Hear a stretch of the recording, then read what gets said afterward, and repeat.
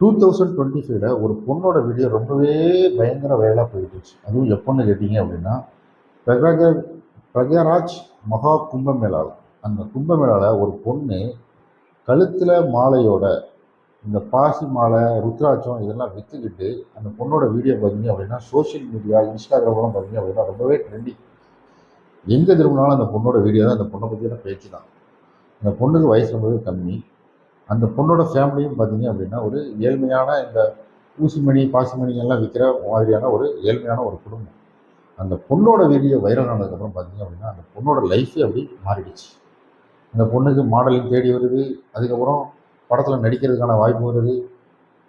பாலிவுட்டை சேர்ந்த இயக்குனரான சனோஜ் மிஸ்ரா அப்படின்னு சொல்லப்படுற அந்த பொண்ணை வச்சு படம் எடுக்க போகிறேன் அப்படின்னு சொல்லிட்டு அந்த பொண்ணை படத்தில் நடிக்கிறதுக்கு கூப்பிட்டுருந்தாரு. அதே நேரத்தில் அந்த பொண்ணுக்கு பார்த்தீங்க அப்படின்னா சில கடைகளை திறந்து வைக்கிறதுக்கான வாய்ப்புகளுமே அமைஞ்சது.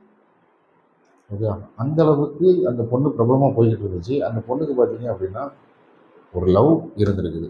அதுவும் ஃபேஸ்புக்கில் ஆரம்பித்த அந்த லவ் பார்த்தீங்க அப்படின்னா கிட்டத்தட்ட ஒரு 6 மாதத்துலேருந்து ஒரு 1.5 வருஷமாக அந்த லவ் இருந்தது. அந்த பையன் பார்த்தீங்க அப்படின்னா மகாராஷ்டிராவை சார்ந்த ஒரு முஸ்லீம் பையன். அந்த பையனோட பேர் என்னன்னு கேட்டிங்கன்னா ஃபர்மன் கான் அப்படிங்கிறது அந்த பையனோட பேர். இவங்க 2 பேருமே பார்த்தீங்க அப்படின்னா ஃபேஸ்புக்கில் அறிமுகமாகி ஃபஸ்ட்டு நட்பாக பேசி பழகி அதுக்கப்புறம் அது காதலாக மாறி இருக்குது. இந்த 2 பேருமே ஒரே படத்தில் நடிக்கிறாங்க. டைரி ஆஃப் மணிப்பூர் அப்படிங்கிற படத்தில் பார்த்தீங்க அப்படின்னா 2 பேருமே நடிக்கிறாங்க. ஸோ அப்போவே கூட உங்களுக்கு காதல் வந்திருக்கலாம்.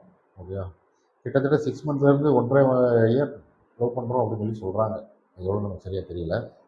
ஓகேயா, பட் அதுக்கப்புறம் பார்த்தீங்க அப்படின்னா அந்த பொண்ணோட லவ்வுக்கு அவங்க அப்பா சைட்லேருந்து அவங்க பொண்ணோட ஃபேமிலி சைட்லேருந்து ஒரே எதிர்ப்பு. அந்த பொண்ணோட அப்பா விஜய் சிங் போஸ்லே அப்படின்னு சொல்கிறவர் சம்மதிக்க மாட்டேன்றார். வேற மதம் அப்படின்னு சொல்லிட்டு அந்த காதலுக்கு எதிர்ப்பு தெரிவிக்கிறார். அதே நேரத்தில் பார்த்தீங்க அப்படின்னா அந்த பொண்ணு நாகம்மா அப்படிங்கிற ஒரு படத்துலையும் நடிச்சுட்டு வருது. அந்த படத்தோட ஷூட்டிங் பார்த்தீங்க அப்படின்னா கேரளாவில் பூவார் அப்படிங்கிற ஒரு ஏரியாவில் பார்த்தீங்க அப்படின்னா ஷூட்டிங் நடந்துகிட்டு இருக்கு.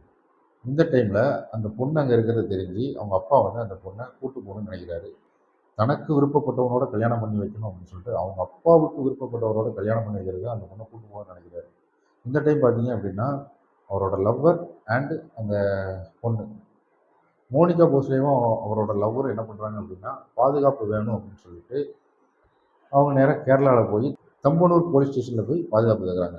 அங்கே இருக்கிற அதிகாரிகளும் பார்த்தீங்க அப்படின்னா அவங்க அப்பாவை கூப்பிட்டு வச்சு பேசுகிறாங்க. பொண்ணுக்கு 18 வயசு ஆகிடுச்சு, அந்த பொண்ணு இஷ்டப்பட்டபடி கல்யாணம் முடிக்கிறதுக்கு உண்டான முழு உரிமையை அந்த பொண்ணுக்கு இருக்குது அப்படின்னு சொல்லிட்டு அவங்க அப்பாவை பேசி அவங்க அப்பா அனுப்பிடுறாங்க.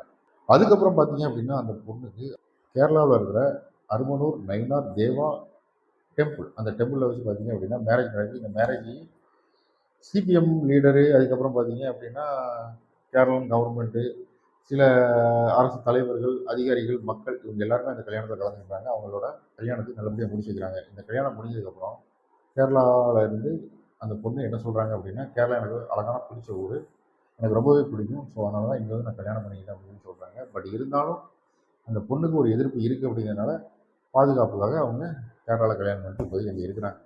சோஷியல் மீடியாவில் இந்த நியூஸ் இப்போதைக்கு மோனிகா போஸ்லேக்கு திருமணம் கல்யாணம் ஆகிடுச்சு அப்படிங்கிறது ரொம்பவே ட்ரெண்டிங்காக போய்கிட்டு. ஒரு நார்மலாக இருக்கிற ஒரு பொண்ணோட லைஃபு ஒரு வீடியோனால் வைரல் ஆகி அந்த பொண்ணு பார்த்தீங்க அப்படின்னா அந்த பொண்ணோட லைஃப் அப்படி மாறுது.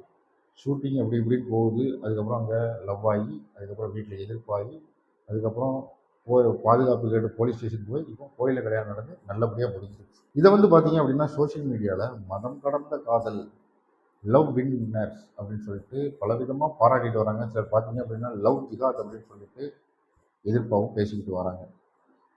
ஓகேவா, பட் இருந்தாலுமே இதுக்கும் லவ் ஜிகாத்துக்கும் எந்த விதமான சம்மந்தமே இல்லை அப்படின்னு சொல்கிறாங்க. எது எப்படியோ ஒரு பொண்ணோட கல்யாணம் நல்லபடியாக முடிச்சு. ஸோ அதை பற்றி நம்ம எந்த விமர்சனத்தையுமே வைக்காமல் அந்த பொண்ணுக்கு நம்ம வாழ்த்து தெரிவிப்போம். வாழ்த்துக்கள் மோனிகா போஸ்லே அண்ட் ஃபர்மான் கான். இதுதான் ஒரு ட்ரூ லவ் ஸ்டோரி அப்படின்னு சொல்லிட்டு அந்த கல்யாணத்தை நடத்தி வச்சவங்க, அந்த கல்யாணத்தில் இருந்தவங்கலாம் பார்த்தீங்க அப்படின்னா ரொம்பவே பெருமையாக சொல்லிட்டு இருக்காங்க. இந்த வீடியோ பற்றின மேலமையான கருத்துக்களை எதிர்பார்த்து காத்துக் கொண்டிருக்கிறேன். இந்த வீடியோ பற்றின உங்களுடைய கருத்துக்களை இந்த கமெண்ட்டில் சொல்லிட்டு போங்க.